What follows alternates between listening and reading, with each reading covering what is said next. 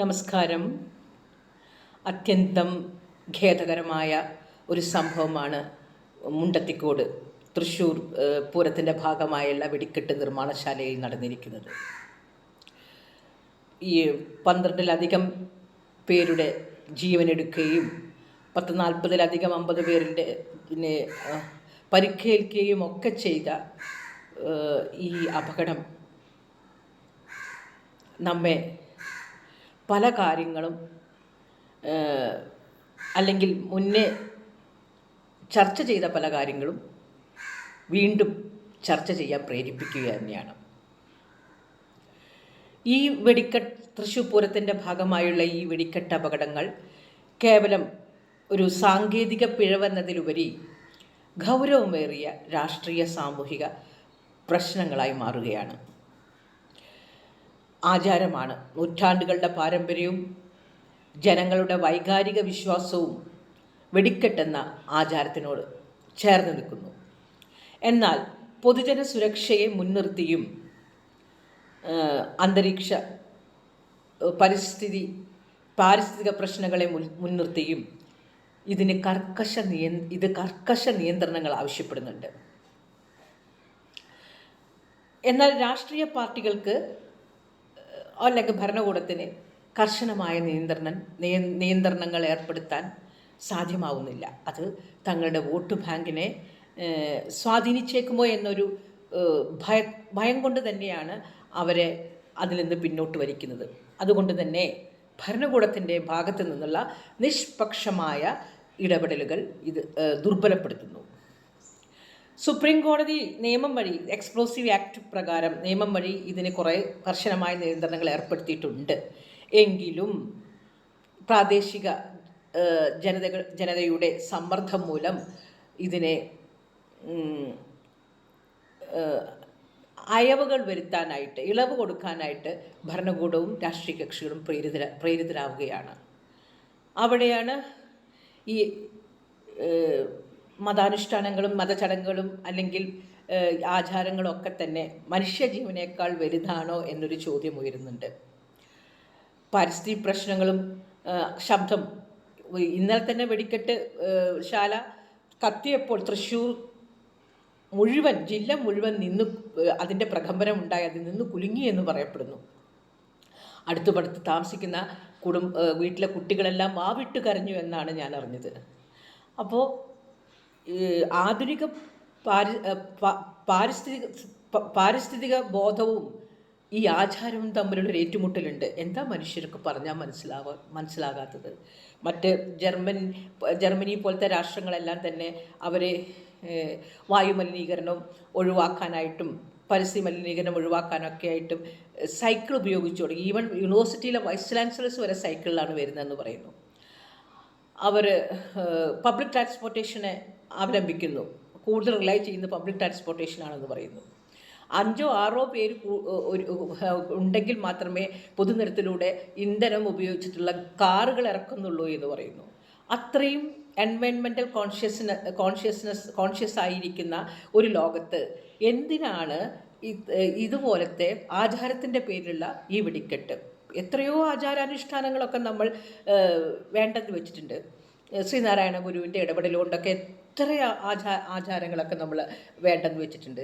21-ാം നൂറ്റാണ്ടിലും ഇത്തരം ഒരു അനുഷ്ഠാനം കേവലം ഒരു 10 വോട്ടിന് വേണ്ടി മനുഷ്യരാശിയോട് ചെയ്യുന്ന ഒരു ദുരന്തമല്ലേ?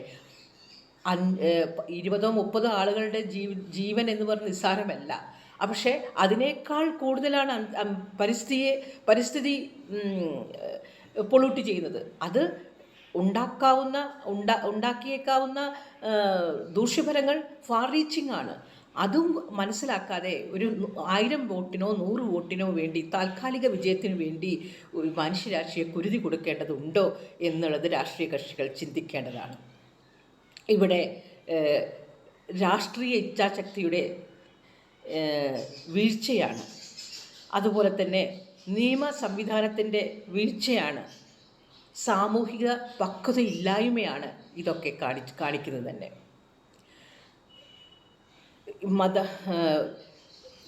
ഒരു ഫ്രൻസീഡായിട്ടുള്ള പ്രിമിറ്റീവായിട്ടുള്ള ഫ്രൻസി ആയിട്ടുള്ള ഒരു അവസ്ഥയിൽ ഒരു ഒരു എൻജോയ്മെൻ്റാണ് ഇതൊക്കെ. മറ്റുള്ളവരുടെ വേദനയിൽ ആനന്ദിക്കുന്ന രീതിയിൽ ആനന്ദം വേദനയിൽ ആനന്ദം കണ്ടെത്തുന്ന ഒരു തരം സന്തോഷം. ഈ സ്കോച്ചിങ് ഹീറ്റിൽ ചുട്ടുപൊള്ളുന്ന ചൂടിൽ വന്യമൃഗമായ ആനയെ കൊണ്ടുവന്ന് നിർത്തി ചൂട് കൊള്ളിപ്പിച്ച് വനത്തിൽ അല്ലെങ്കിൽ കാട്ടിൽ പച്ചപ്പിൻ്റെ ശീതളമയിൽ സ്വച്ഛവും സ്വതന്ത്രവുമായി വിഹരിക്കേണ്ട ഒരു ആനയെ ഒരു സ്കോച്ചിങ് ഹീറ്റിൽ ബേണിംഗ് സണ്ണിൽ കൊണ്ടുവന്ന് നിർത്തി അതിനെ ചുറ്റുവിട്ടിട്ട് വെടിപൊട്ടിച്ചും വാദ്യമേളം ഉണ്ടാക്കിയും അതിനെ ഇറിറ്റേറ്റ് ചെയ്യിപ്പിച്ചും കൊണ്ട് നടത്തുന്നൊരു ഉത്സവമാണോ, അതൊരു സാഡിസമാണ് എന്ന് എനിക്ക് തോന്നുന്നുള്ളൂ. ഞാൻ മനസ്സിലാക്കിയിട്ടുള്ളത് അതിന് പറയാൻ വാക്കുകളുണ്ടെങ്കിൽ അത് എന്തുമാത്രം സംസാരിക്കുമായിരുന്നു. ഭയങ്കര ചുട്ടുപൊള്ളുന്ന ചൂടിലാണ് അതിനെ കൊണ്ടുവന്ന് നിർത്തുന്നത്. അവർ ഇറിറ്റേറ്റഡ് ആയിട്ടുണ്ടെങ്കിൽ എത്ര കണ്ട് ജീവൻ അപ്പം തന്നെ പോവും. ഒരാന ഇറിറ്റേറ്റഡ് ആയിട്ടുണ്ടെങ്കിൽ മറ്റാന ഒരുമിച്ച് ഇറിറ്റേറ്റഡ് ആയിട്ടുണ്ടെങ്കിൽ ഒന്ന് ആലോചിച്ച് നോക്കി. ഇതൊക്കെ ഒരു ആധുനിക ലോകത്ത് മനുഷ്യന് സയൻസ് ഇത്രയും ഡെവലപ്പായിട്ടുള്ള സ്ഥലത്ത് മനുഷ്യർക്ക് ചിന്തിച്ചാൽ മനസ്സിലാവുന്നില്ല. എത്ര ആൾക്കാർ ജീവൻ പോവും, സ്കാറ്റേഡ് ആവും, സമ്പത്ത് സ്കാറ്റേഡ് ആവും, എല്ലാം സ്കാറ്റേഡ് ആവില്ല. അവരുടെ കയ്യിലെ വാലറ്റ് കാര്യങ്ങളൊക്കെ സ്കാറ്റേഡ് ആവും, ചവിട്ടി മതിപ്പിക്കപ്പെടും. അപ്പോൾ അങ്ങനത്തെ ഒരു അവസരം അത്തരം കാര്യങ്ങളൊക്കെ ഒഴിവാക്കേണ്ടതാ അല്ലേ? എന്തൊക്കെ അനുഷ്ഠാനങ്ങളാണ് ഈ ഉത്സവത്തോടനുബന്ധിച്ചും ഈ അമ്പലത്തിൽ നടത്തുന്ന ക്ഷേത്രത്തിൽ നടത്തുന്ന ചടങ്ങുകൾ. അന്നദാനത്തിൽ തന്നെ അന്നദാനം തൊട്ട് തുടങ്ങാം നമുക്ക്.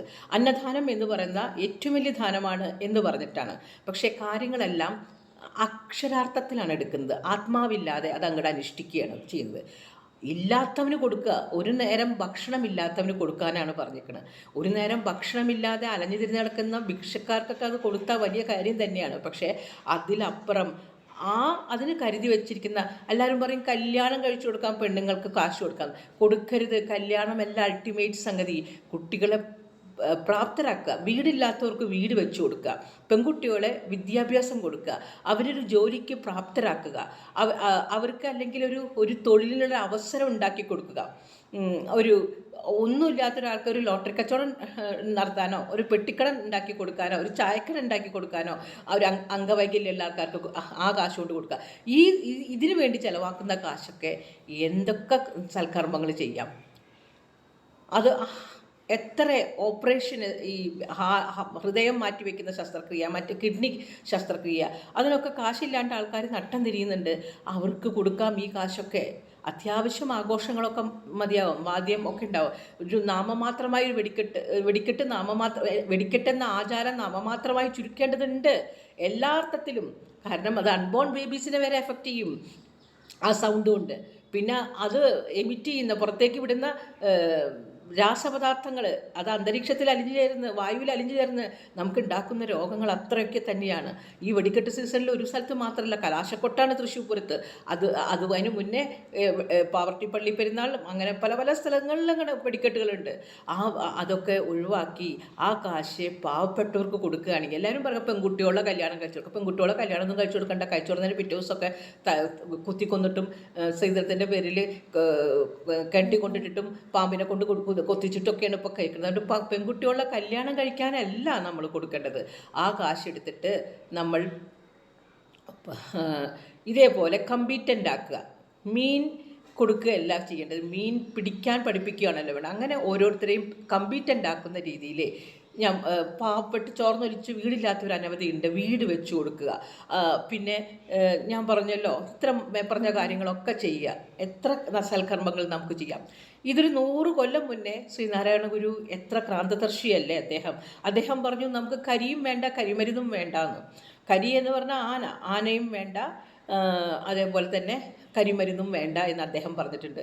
അത് എത്ര അദ്ദേഹം കാര്യങ്ങൾ മുൻകൂട്ടി കണ്ടു. നമുക്ക് ഭൂതദയ വേണം. നമ്മുടെ ആനന്ദത്തിനുള്ള ഉപാധികളെല്ലാം മൃഗങ്ങൾ അവരുടെ മുന്നിൽ ഭഗവാന്റെ കോലം എഴുന്നള്ളിക്കണം എന്നുള്ളതൊക്കെ പ്രിമിറ്റീവ് കൺസെപ്റ്റാണ്. ഭഗവാൻ നമ്മുടെ മനസ്സിലുണ്ട്. അവരെ ഒരു പ്രതീകാത്മകമായി ഒരു കോലം എഴുന്നള്ളിപ്പിച്ചാലൊക്കെ മതി. അതല്ലാതെ ഈ ആനയെ ഇങ്ങനെ ദ്രോഹിക്കുന്നൊരു സമൂഹം ഞാൻ കണ്ടിട്ടില്ല. അതിനിട്ടിട്ട് കുത്തും പാപ്പന്മാർ കള്ളുകുടിച്ചിട്ട്. അതിന് വേണ്ട വിധം ഭക്ഷണം മുതലാളിമാർ കൊടുക്കില്ല, കാരണം അവർക്ക് കാശ് മാത്രമേ ഉള്ളൂ. അപ്പോൾ അതിനൊരു ചെരുപ്പ് ഷൂ ഒക്കെ ധരിപ്പിക്കാം, ഈ വെയിലത്ത് നിന്ന് ചുട്ട് പൊള്ളും അതിന്. ചില ആനകളിലൊക്കെ ബാക്കിൽ നിന്നൊക്കെ ഒരു വട്ടത്തിലുള്ളൊരു വലിയൊരു പൊത്തുണ്ട്, പഴുത്തൊലിക്കുന്നുണ്ടാവും. അവരുടെ വേദനയോ, ചിലരെ നോക്കുമ്പോൾ ആനയുടെ കണ്ണിൽ നിന്ന് ഇങ്ങനെ കണ്ണീര് വരുന്നുണ്ടാവും. അതൊന്നും ശ്രദ്ധിക്കുന്നില്ല, പൈസയ്ക്ക് വേണ്ടിയിട്ട് ഇങ്ങനെ കൊണ്ടുനടക്കുകയാണ് ആനകളെ, സ്വന്തം ലഹരിക്കും സ്വന്തം ആനന്ദത്തിനും വേണ്ടിയിട്ടും ഒക്കെ. അപ്പോൾ അത് ഇനിയെങ്കിലും ഈ അപ്പോൾ പറയുന്നത് കേട്ടു, വെടിക്കെട്ട് ശാലയിലെ കുറേ ആളുകൾക്ക് തൊഴിലിനായി പോകുന്നുണ്ട്. കുറേ കുടുംബം അനാഥമാവും, കുറേ കുടുംബക്കാർക്ക് ജോലി ഇല്ലാണ്ടാവും, തൊഴിലില്ലായ്മ ഉണ്ടാവും, പട്ടിണി ഉണ്ടാവും. നമ്മുടെ 21-ാം നൂറ്റാണ്ടിലാണല്ലോ നമ്മുടെ സർക്കാർ അതിനെ അവരെ പുനരധിവസിപ്പിക്കേണ്ട ഉത്തരവാദിത്വം നമ്മുടെ സർക്കാരിനുണ്ട്. അവർക്ക് വേറെ ഒരു ജോലി മാർഗം അവർക്ക് കണ്ടെത്തി കൊടുക്കാനും അല്ലെങ്കിൽ എംപ്ലോയ്മെൻറ്റ് ഓപ്പർച്യൂണിറ്റീസ് ഉണ്ടാക്കി കൊടുക്കേണ്ടതും ഉത്തരവാദിത്വം സർക്കാരിനാണുള്ളത്. അതിനെക്കൊണ്ട് സാധാരണക്കാർ അതും പറഞ്ഞ് ബഹളം വയ്ക്കുകയല്ല ചെയ്യേണ്ട, അത് ഭയന്നുകൊണ്ട് നിയമം കർശനമായി ഇംപ്ലിമെൻറ്റ് ചെയ്യാതിരിക്കുകയല്ല വേണ്ടത്. ആ തൊഴിൽ മേഖലയെ ആശ്രയിച്ച് ജീവിക്കുന്ന കുടുംബക്കാർക്ക് തൊഴിലുണ്ടാക്കി കൊടുക്കേണ്ട ഉത്തരവാദിത്വം സർക്കാരിന് തന്നെയാണ്. അവരെ തൊഴിൽ പോകും എന്ന് പറഞ്ഞ് ഇത്തരം അതുണ്ടാവാൻ തന്നെ കാരണം എന്താണെന്ന് വെച്ചാൽ അവിടെ മാനദണ്ഡങ്ങളൊക്കെ പാലിക്കപ്പെടുന്നുണ്ടോ എന്നറിയില്ല, ഏതൊക്കെ തരം കെമിക്കൽസാണ് അവർ ഉപയോഗിക്കുന്നതെന്നറിയില്ല. ചുട്ടുപൊള്ളുന്ന ചൂടിൻ്റെ അധികരിച്ചപ്പോഴാണ് പൊട്ടിത്തെറിച്ചതെന്ന് പറയുന്നുണ്ട്. അപ്പോൾ സുരക്ഷിതമായ ഇടത്തിലാണോ ഈ തൊഴിലാളികൾ പണിയെടുക്കുന്നത് എന്ന് ഉറപ്പുവരുത്തിയിട്ടില്ല എന്ന് തന്നെയാണ് എനിക്ക് മനസ്സിലായിട്ട്. ലേബർ ലോസ് റിജിഡല്ല, അവർക്ക് വേണ്ട അടിസ്ഥാനപരമായ സൗകര്യങ്ങളുണ്ടോ, എല്ലാ മാനദണ്ഡങ്ങളും പാലിക്കപ്പെടുന്നുണ്ടോ എന്നൊന്നും ഇവിടെ ആരും നോക്കുന്നില്ല. ഈ തൊഴിലാളി പ്രസ്ഥാനം ഇത്ര കാലം ഭരിച്ചിട്ടും മാറി മാറി ആണ് എല്ലാവരും ഭരിച്ചത്, എന്നിട്ടും തൊഴിൽ നീതി ഒന്നും ഇവിടെ നടപ്പിലാക്കിയിട്ടില്ല.